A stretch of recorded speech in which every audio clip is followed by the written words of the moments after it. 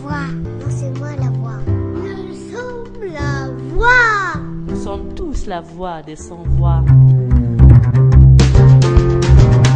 Auditrices, auditeurs de la radio des sans-voix, bonjour et bienvenue à l'émission Les citoyens de demain.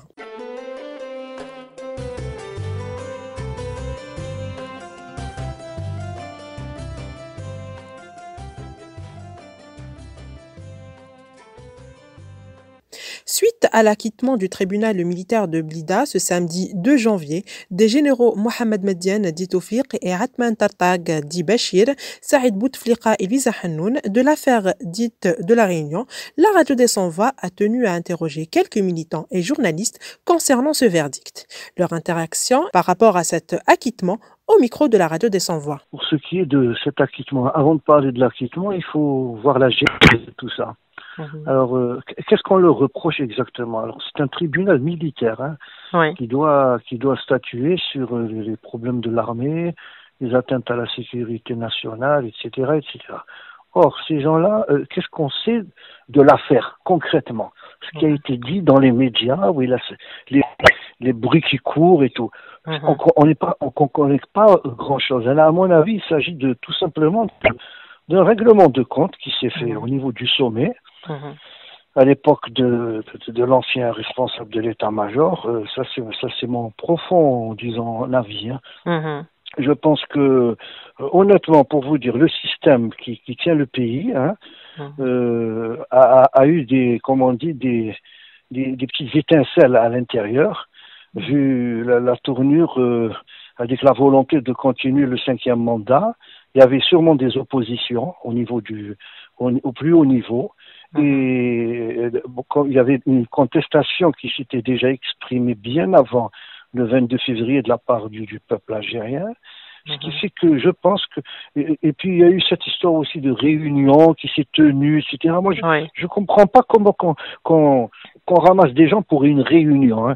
En dehors de ce que ces gens ont fait à l'Algérie de bon ou de mauvais, c'est pas ça la question. C'est que des gens, ils font une réunion, ils invitent une chef de parti qui est une civile, qui n'a jamais participé à la gestion du pays, donc elle a pratiquement, je ne vois pas pourquoi on l'a invitée. Bon, et en tant que chef de parti, on l'invite. Bon, elle y va puisque c'est une instance nationale, la présidence ou l'état-major. Moi-même personnellement, si demain l'état-major m'invite, je leur dis mes 4 vérités. Je dis ce que je pense d'eux.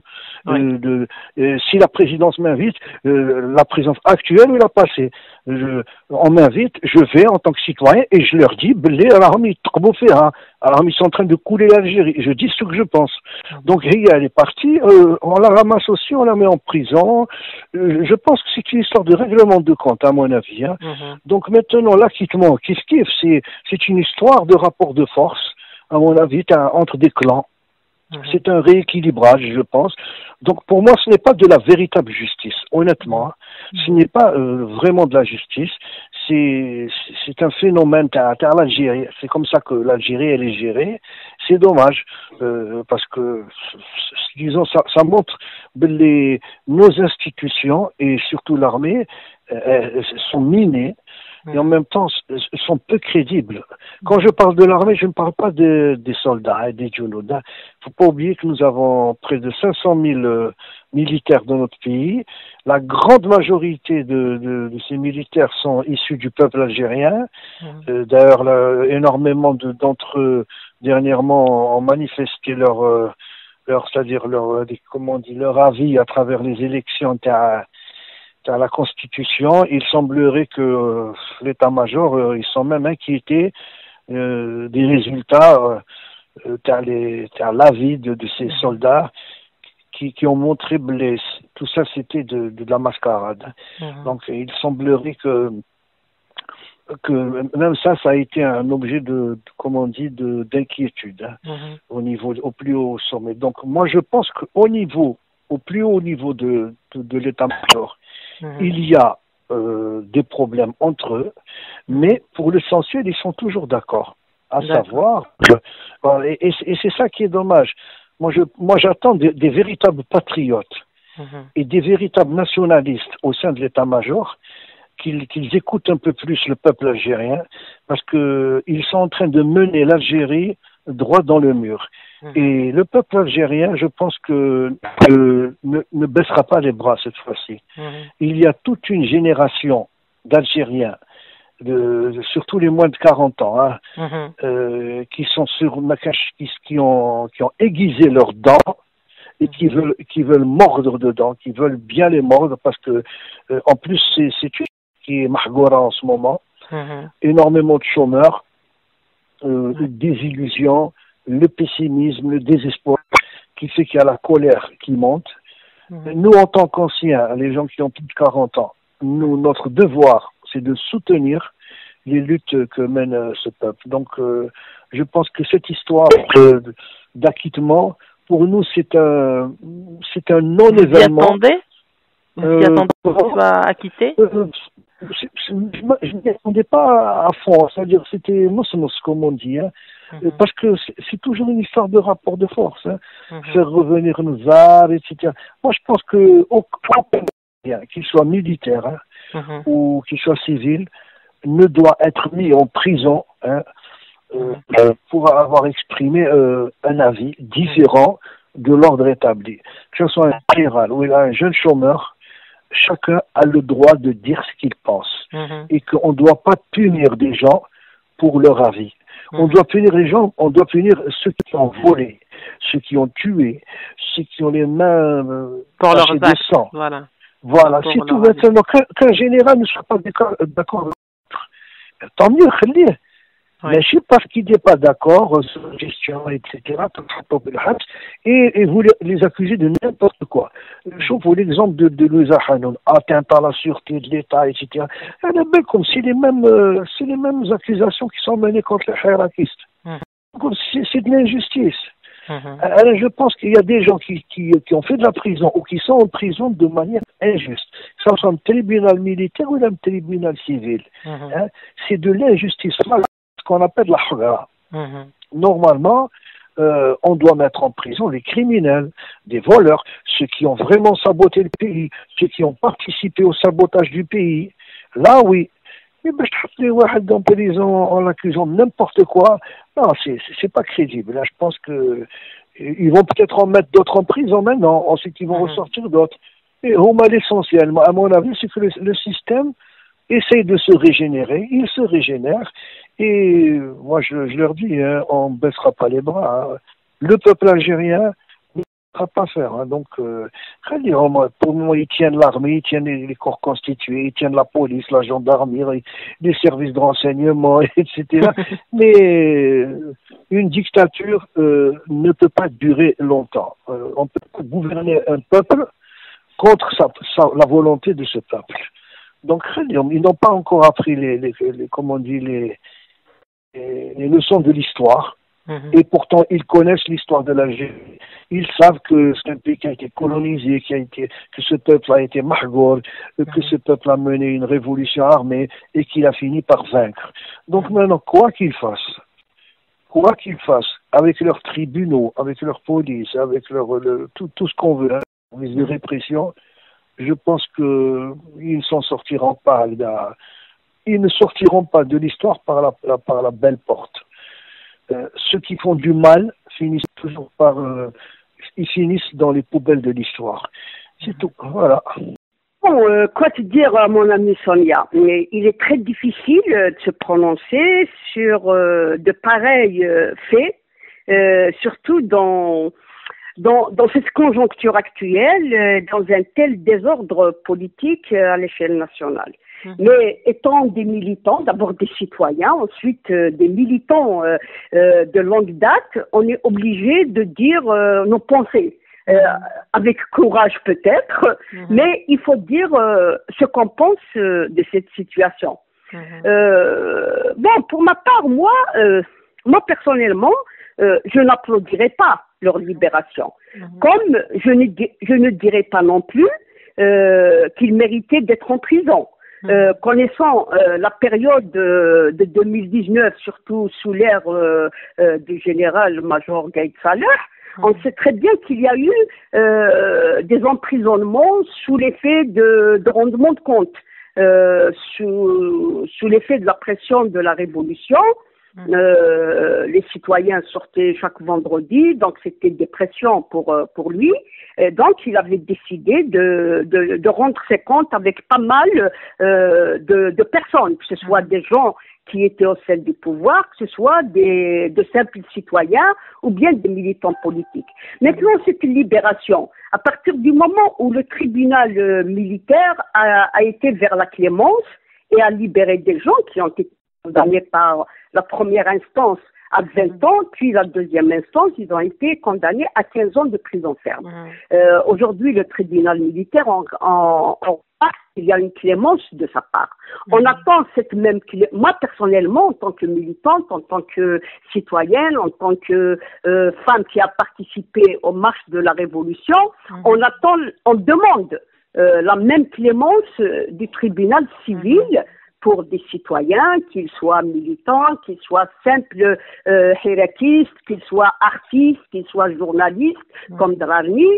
Nous leur demandons la même clémence de libérer tous les citoyens qui ont été emprisonnés depuis le 22 février en relation avec la Révolution ou bien juste pour une opinion politique. Donc, moi, c'est surtout ça qui me tient à cœur. Puis après, bon, moi j'ai toujours été dans l'opposition constructive. J'ai toujours voulu apporter un plus pour développer, pour mener vers l'avant mon pays. Donc, je ne peux pas considérer un Algérien, qu'il soit du pouvoir, qu'il soit en dehors du pouvoir, comme un ennemi à abattre. Sinon, ce n'est plus une démarche de militantisme, c'est plutôt de l'intégrisme. C'est une forme de l'intégrisme. Quand on ressent de la haine envers quelqu'un. Maintenant, donc, si on voit l'emprisonnement de ces gens-là sous l'angle purement politique, leur libération, donc, était aussi politique. Et quand on dit que leur emprisonnement était politique, s'ensuit une libération purement politique, on doit se rendre à l'évidence. Ça veut dire qu'il y a eu un compromis, qu'il y a eu des négociations entre les clans qui étaient en guerre en 2019. C'est ce qui doit nous intéresser. Sur quoi a porté cette négociation, sur quoi ils se sont entendus, parce que ça nous concerne. C'est notre pays, c'est notre devenir commun. On aimerait bien savoir sur quoi. Moi, ça m'intéresse pas. Ils ont été en prison. C'est très bien que c'était pas d'une manière légale, comme tous les gens qui ont été emprisonnés durant cette période. C'était pas légal. Sinon, ça veut dire qu'on reconnaît que notre justice est une justice qui fonctionne sur la base des lois. Mais nous connaissons notre justice. Elle fonctionne avec le téléphone. Donc, on a appelé, il faut les emprisonner, on a appelé, il faut les libérer. Et pour qu'ils soient libérés, ça veut dire qu'il y a une entente entre les clans qui sont au pouvoir. Et c'est ce qui nous intéresse. Sur quoi ils se sont entendus. On sait tous qu'en Algérie, c'est pas uniquement depuis 62. Moi, je pense que depuis même la guerre de libération, il y a eu une guerre de clans dans les plus hauts sommets du pouvoir. En 2019, cette guerre s'était accentuée à propos de la succession à Abdelaziz Bouteflika.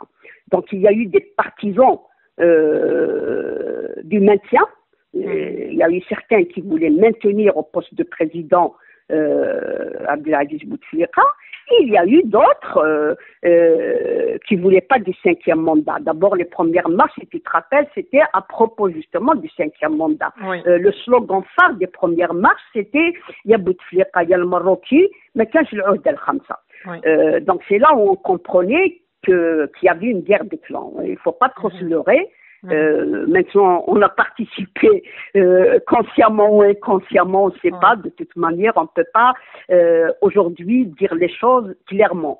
Au fond de nous, nous avons compris ce qui s'était passé, mais aujourd'hui, par manque d'arguments, par manque de preuves, on ne peut pas dire les choses clairement à ce propos. Mais nous savons qu'il y a eu ces clans-là qui se disputaient au sein du pouvoir, des gens qui voulaient maintenir pour leurs intérêts, c'est pas pour l'intérêt de l'Algérie ni pour l'intérêt du peuple. Ils voulaient maintenir ce bonhomme pour un 5e mandat. Par contre, en face, il y avait d'autres qui étaient contre le 5e mandat, qui voulaient placer le flambeau à quelqu'un d'autre.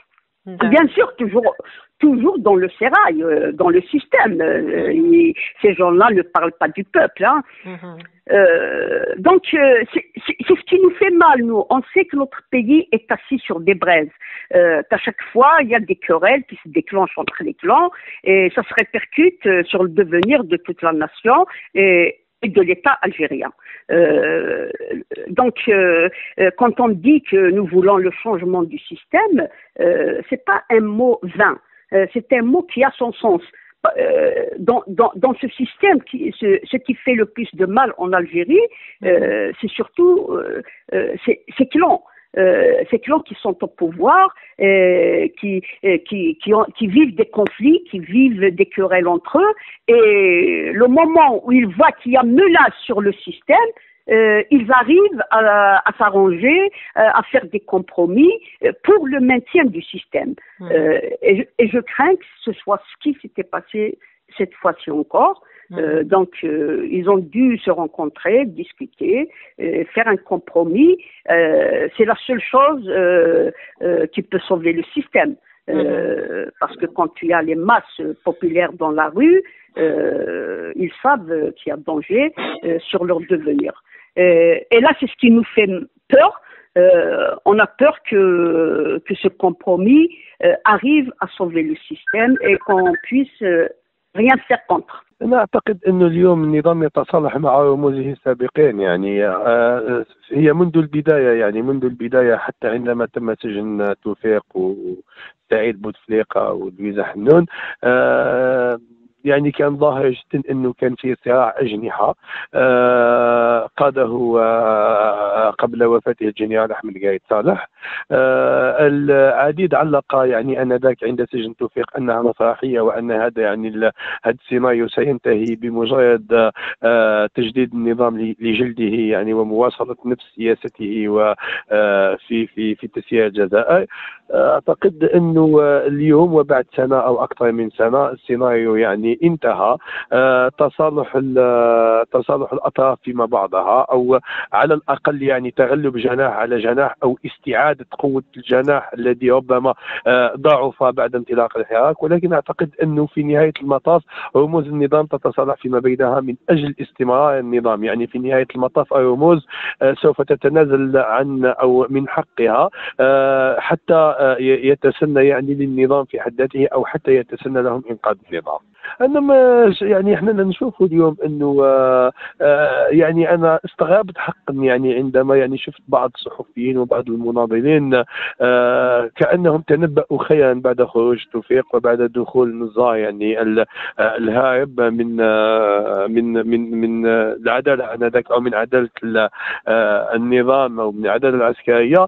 اعتقد انه لن يتغير شيء في نهايه المطاف. هم يتفقون ولكن يتفقون غالبا على مصالحهم. هم يتفقون ولكن يتفقون على ربما كيفية التضييق على الحريات في الجزائر، الحريات طبعا التي من شأنها أن تضر باستمرار هذا النظام. ردة فعلي كما ردة فعل كثير من النشطاء ومن المناضلين. ما كنتش متفاجئ بس كنا متوقعين هذا الشيء من قبل، لأن التهمة هذه تآمر على الدولة ولا تآمر على الجيش ولا كانت تهمة بحسابات بلاش في أجنحة السلطة، لأنه الدليل بمجرد إزاحة جناح قايد صالح سقطت هذه التهمة وبرأت سعيد وطرطاق قبل ما يموت قايد صالح ما كناش نستناو في القرار هذا.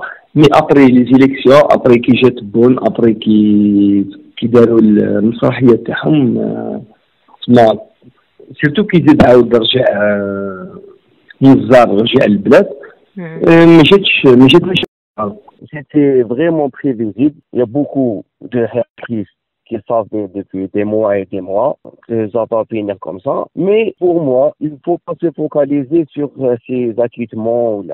On a un objectif, on a un but. Nous voulons un État libre et démocratique. Pour moi, c'est le plus... Ce qui urge maintenant, c'est... l'imam Mohamed Tajadid. Alors, il est hospitalisé. Très long avec 2 ans, il est hospitalisé. On a une chose, la priorité, c'est de sauver Mohamed Tajadid et libérer les détenus اللي عندنا. نشوف باللي هذه هي la priorité. Parce que si on se focalise تلقوهم ما تلقوهمش وكذايا حنا على بالنا واش كاين et on sait comment ça se passe وقلت لك باللي c'était prévisible.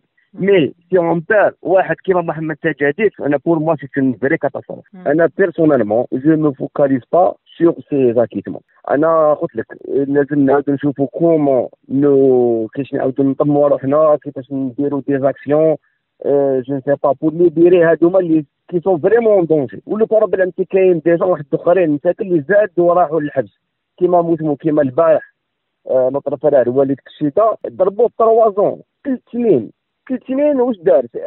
امين تتفق معاه ما تتفقش معاه يا سيدي دينار فيه ما توشاش زعما شغل ليميتي ناسيونال ما سرقش البلاد ما هدمش البلاد.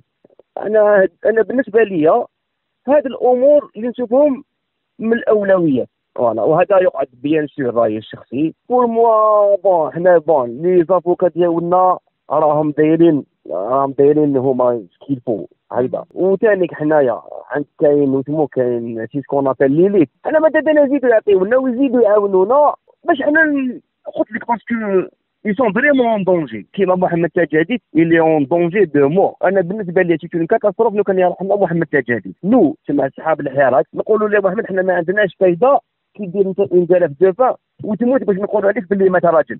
حنا محمد تجاديد نسحقوه بارمينو نسحقوه معانا. هاد لي ميساج اللي لازم يحصلوا محمد تجاديد يفو كو ما يروحناش محمد تجاديد ونقولوا عليه باللي مات راجل ونقولوا باللي محمد كان زعيم. ما يفو كو محمد il reste avec nous, il coule parmi nous. Le plus important. C'est la fin de notre émission. Merci de nous avoir écoutés et je vous dis à bientôt pour un autre numéro.